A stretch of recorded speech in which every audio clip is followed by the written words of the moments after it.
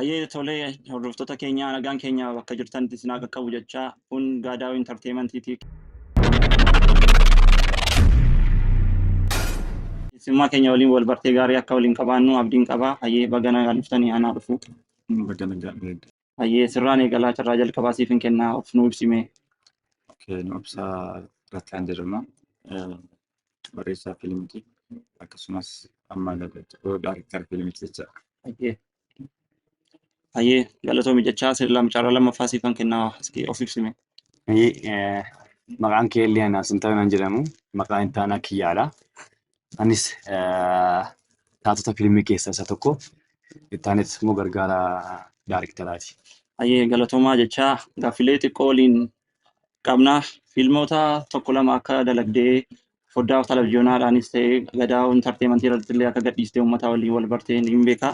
Fiilmii kee jalqabaa waa'ee isaa haasofnume maal taate ka jedhu fiilmii jalqabaa kee akka ta'e ni beekna. Qabiyyee isaa askii maalirra dhaabattee akka barreessitee uummata biraan illee geessistee akka xiqqoo nu haasofsiistuuf carraa si kenna. Balee galatoomii dhugaadha fiilmiin hojjemaan jalqabaa maal taate kan jedhu maal taateen waggoota 3 dura barreeffame.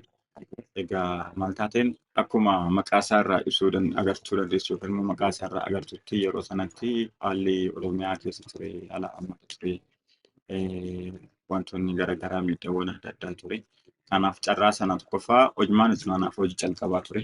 Akka yaadetti hawaasa bira gahuu yookaan baatu malee hojii jalqabaati. Qayyoon koofni jalqabaa garuu miidhama Oromiyaa keessaa ture sana ittiin ibsuu ture. Kanaaf maal taate jedhama dura isaayyuu maal taate naan hin jedhinaa jette Oromiyaa lafa sana yeroo hammaata ture tokkoffaa yeroo artistii Hacaaluu Hundeessaa yeroo itti hidhamtu ture yeroo suni.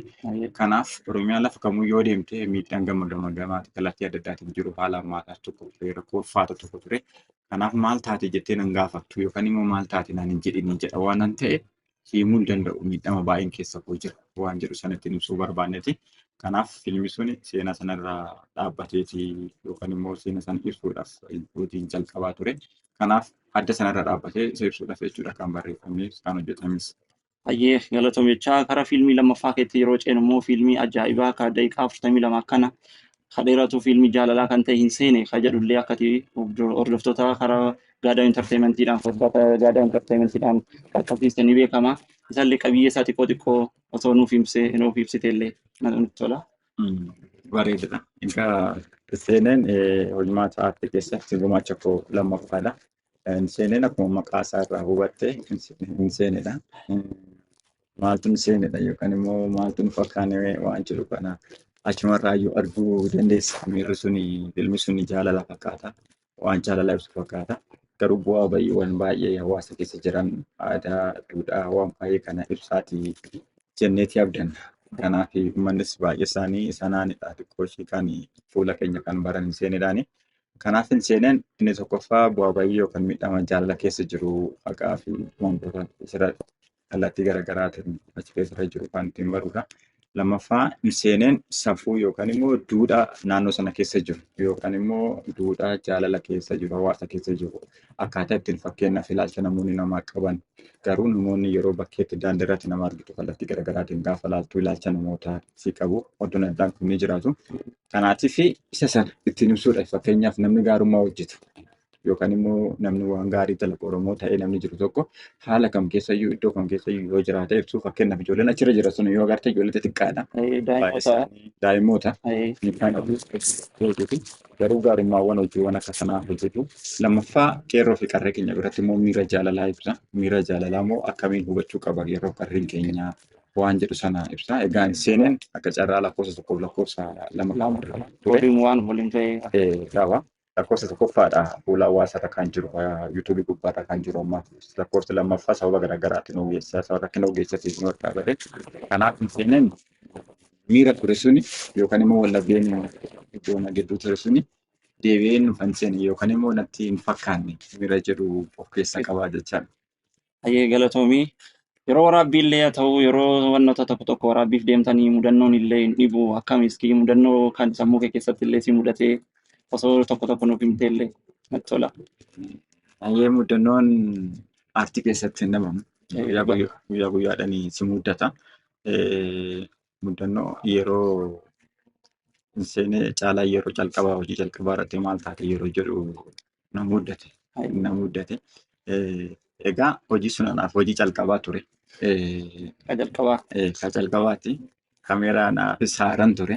Tarii waa barreessuu waa danda'u malee isaan fuula duratti hawaasan hin baane.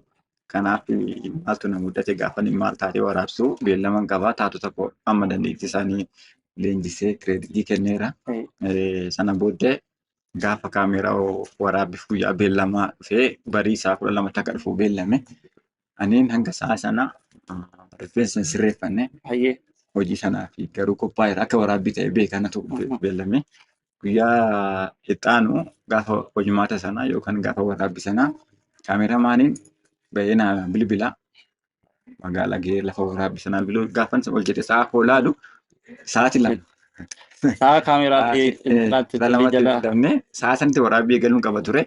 Gaafan ol jedhu sa'a lama sana booddee rifeensa kooyyoo sirreeffatiin akkuma achirratti argaa turte sana ariifadheetuma waan ta'e meeshaadhuma na barbaachisu iyyuu sirnaan otoo hin qabatinani. Kanaaf garanti sana deeme jechaadha. Gaafa waraabbii sanaa deeme.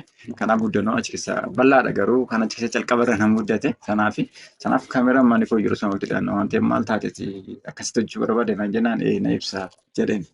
Na ibsan jedhan ibsu garuu nan ibsan jedheen. Kanaaf muddannoon calqabarra hojiitti gaafa calqabarra tokko jedhee kaameraa wal baruu kan na muddate yoo jiraate sana ture jechuudha. Baay'ee bareedaadha. Mudannoo jalqabaallee waan akkanaa yeroo fiilmii haa ta'u waraabbiillee gootanii mudannoon ajaa'ibaa nama mudata. Ka jalqabaallee gadi ta'ee fi atillee mudannoo kennu waliin qooddee jirta galatoomi jecha.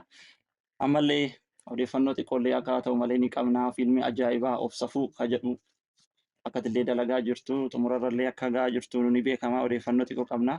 Isallee waa'ee isaallee maal dhaabattee akka barreessitee dalagaatti seente qabiyyee isaa ta'uu nuuf ibsi.